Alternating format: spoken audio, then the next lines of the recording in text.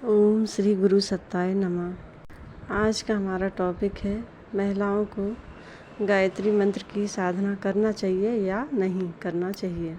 तो हम आपको एक लॉजिक बताएं कि पुराने समय में तो आपने किताबों में बचपन से ही पढ़ा होगा, सावित्री की कहानी बचपन से हम लोग पढ़ते चले आ रहे हैं। तो उन्होंने पति के प्राण कैसे बचा लिए थे, इस पे आप लोगों ने कभी गौर किया है? कोई ऐसा जादू चल गया और पति यमराज के पास गई और पति को छुड़ा लाई? ऐसा नहीं हुआ था। उनको पता चल गया था कि 1 साल बाद उनके पति की मृत्यु हो जाएगी। तो फिर उन्होंने उसका उपाय पूछा एक ऋषि से। तो उन्होंने बताया था कि आप गायत्री साधना करिए। तब उन्होंने 1 साल तक गायत्री साधना की थी।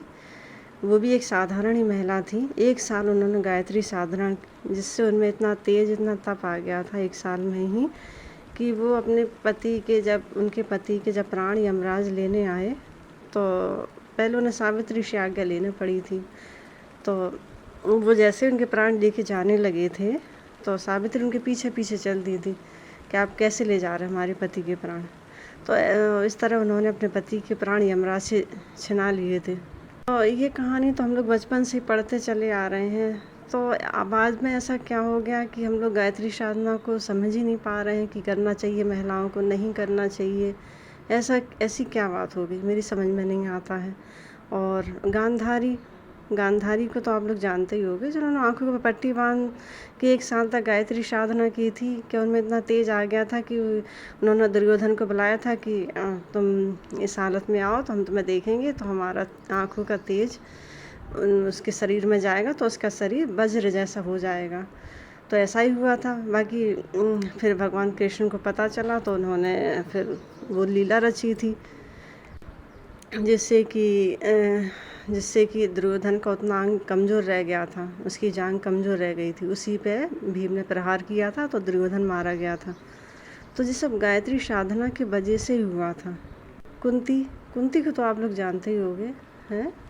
उन्होंने कैसे उनके 6 पुत्र पा लिए थे। 5 पुत्रों को तो आप जानते हो, छठा पुत्र जो कर्ण थे हैं, वो कुंवारे में उनको मिल गए थे। तो ये सब गायत्री साधना से, सूर्य भगवान की साधना से उन्होंने पाए थे, गायत्री साधना से। तो हम लोग इतना संदेह क्यों करते हैं? जब हमारे पुरानी जब महिलाएं, ईला और जाने कितनी महिलाएं, इतनी तपस्वी महिलाएं जितनी हुई हैं, सब ने गायत्री साधना की थी। यहाँ तक कि जिन्होंने भगवान को बालक रूप में बना लिया था, उन्होंने गायत्री साधना की थी। देखिए, उनका नाम है माता अनसुईया जी। गार्गी, मैथिली, इतनी महिलाएं थीं जिन्होंने सब गायत्री साधना की वजह से ही वो महान तपस्वी बनी थी। तब भी हम लोग और बाद में हाँ, हमारे ग्रंथों के साथ छेड़छाड़ हुई थी। तो हम लोग को इतना लॉजिक तो समझना चाहिए कि पहले क्या हो गया था, बीच में क्या गड़बड़ी हो गई, जो महिलाएं गायत्री साधना से इतनी डरने लगी, इतना संकोच करने लगी। जिससे जो पुराने जो पहले जो वो थे, पहले के जो पंडित थे जो पूजा पाठ करवाने आते थे, उनमें कुछ राक्षस प्रवृत्ति के भी आ गए थे, जिन्होंने ग्रंथों के साथ छेड़छाड़ की हुई थी। तो उन्होंने ग्रंथ बदल दिए थे हर ग्रंथों में, यहाँ तक कि बुद्ध के ग्रंथों में भी छेड़छाड़ की थी उन्होंने। जबकि बुद्ध जैसे महान तपस्वी और ब्रह्म ऋषि वो ऐसी बात लिख सकते हैं महिलाओं के लिए, तो उनके ग्रंथों में भी छेड़छाड़ की गई थी। सभी ग्रंथों में छेड़छाड़ की गई, उन्होंने अपने ढंग से ग्रंथ लिखे थे। तो जब बीच में ग्रंथों में इतनी गड़बड़ी हुई है, सब जितनी भागवत कथा, अधिकतर तो भागवत के ग्रंथों में कमियां करी गई हैं, उनमें छेड़छाड़ की। तभी तो भागवतों में जितने भी जो लोग वो बताते हैं, कथावाचक होते हैं, वो गायत्री साधना को मना करते हैं, क्योंकि भागवतों में वो लिखा है, भागवत ग्रंथों में छेड़छाड़ है। अधिकतर देखो कहेंगे महिलाओं को ओम नहीं बोलना चाहिए, महिलाओं को गायत्री मंत्र नहीं बोलना चाहिए। वो इसलिए कि गायत्री मंत्र इतना पावरफुल है कि महिलाएं भी महान बन जाती हैं, महिलाएं भी ब्रह्मर्षि बनने की, नारायण बनने की क्षमता रखती हैं। उनके सारे पाप नष्ट होते हैं गायत्री साधना से। जो हमारे पुराने जो पंडा वगैरह थे, तो उन्होंने सोचा महिलाएं महान बन रही हैं, पुरुष नीचे रह जाएंगे, तो ऐसा नहीं होना चाहिए। तो ग्रंथों में छेड़छाड़ कर दो, महिलाओं को मंत्र पढ़ना ही, कि महिलाओं के कैसे मंत्र पढ़ सकती हैं, महिलाओं के उनके मंत्रों से संस्कार कैसे हो सकते हैं। तो महिलाओं के लिए सब वर्जित कर दिया, सारी पूजा पाठ में। अब लेकिन आज हम लोग को ये समझना चाहिए, अगर महिलाएं पूजा नहीं करेंगी आजकल पुरुष तो बहुत ही कम करते हैं। अगर महिलाएं नहीं करेंगी तो घर में दीपक जलेंगे, घर में साफ सफाई होगी, घर में पूजा पाठ होगी। एक महिलाएं अपने घर में ऐसा माहौल बनाती हैं कि नहीं आज पूजा होना चाहिए, आज हम हवन करेंगे, आज हम गायत्री साधना करेंगे, आज हम पूजा पाठ करेंगे।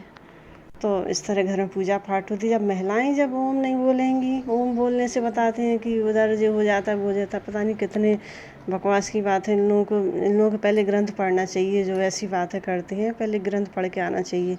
और गुरुदेव की पुस्तक है गायत्री विज्ञान, उसमें सब कुछ लिखा हुआ है। और जो लोग पढ़ें, अगर इनको नहीं समझ है तो पढ़ें। गुरुदेव हमारे तो वो तो भगवान ही रहे हैं, अवतार थे हमारे गुरुदेव। तो शंकर भगवान के अवतार रहे हैं।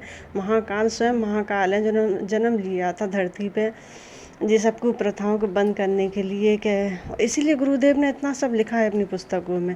हम लोग पहले समझ ही नहीं पाते थे। मैं छोटी थी तो मैं सोचती थी कि गुरुदेव ने इतना सब क्यों लिख दिया पुस्तकों में, कि इतनी महिलाओं के नाम लिख दिए।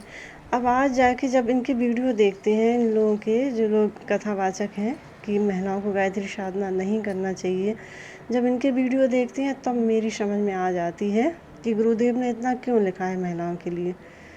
महिलाओं के लिए बहुत कुछ लिखा उन्होंने कि महिलाओं को करना चाहिए गायत्री साधना। सुख शांति आती है घर में। और हमारे यहाँ तक कि हमारे पाप भी कटते हैं। हम लोग जो दिन भर में जो पाप करते हैं वो गायत्री साधना से कट जाते हैं। देखिए, हमें एक बात समझना चाहिए, माता हमेशा पुत्र से अधिक अपनी पुत्री से अधिक प्रेम करती हैं। माँ कभी को माता नहीं होती, वो सदा अपनी पुत्र से अधिक प्रेम करती हैं। ये बात हमें हमेशा समझना चाहिए। स्वयं गुरुदेव ने अपनी पुस्तक में लिखा है। और मैं तो 1 साल से गायत्री साधना कर रही हूँ। मैंने भी अपने बहुत पाप काटे हैं धीरे धीरे। और अभी 1 साल से ज़्यादा करने लगी। बचपन से तो हम कर ही रहे हैं। बचपन से अपने परिवार में गायत्री साधना ही करते हम लोग। हमारे यहाँ यज्ञ होते हैं। तो आप लोग निसंकोच होकर गायत्री साधना कीजिए। आप सभी लोग देखिए, एक बात हम आपको बताएं, भगवान ने केवल एक जीव को, एक आत्मा को भेजा है नीचे। अब वो किसके शरीर में आ गई है? वह पुरुष के शरीर में आई, कभी स्त्री के शरीर में आ गई वही आत्मा कभी पक्षी के शरीर में चली गई, वही आत्मा कभी एक पशु के शरीर में चली गई, कभी गाय के, कभी किसी के। मतलब वो आत्मा घूमती रहती है। किस किस के शरीर में गई है किसी को नहीं मालूम। उस आत्मा को भी तरने का एक मौका तो मिलना चाहिए। कहाँ तक भटकेगी वो आत्मा? किस किस के शरीर में कब कब जाएगी? अब उस आत्मा को तरने का एक मौका तो दो। अगर वो इस जीवन में कभी स्त्री के शरीर में आ गई है तो क्या वो उसे तरने का मौका नहीं मिलेगा?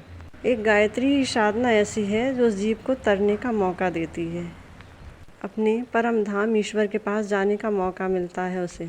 और इस जीवन में भी उसे कितने कष्ट मिलते हैं। कभी उसके बच्चे नहीं हो रहे, कभी बच्चों की जॉब नहीं लगी है, कभी उसका घर नहीं बना है। मतलब इस ज़िंदगी में भी कितने दुख सहती रहती है वो आत्मा। क्यों इतने उसको दुख मिल रहे हैं? तो उसे मुक्ति का द्वार तो दीजिए। इस जीवन में ही मुक्ति का द्वार दीजिए उसे।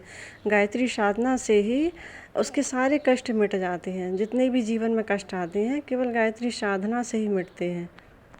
और ओम श्री गुरुदेव नमः। ओम शांति।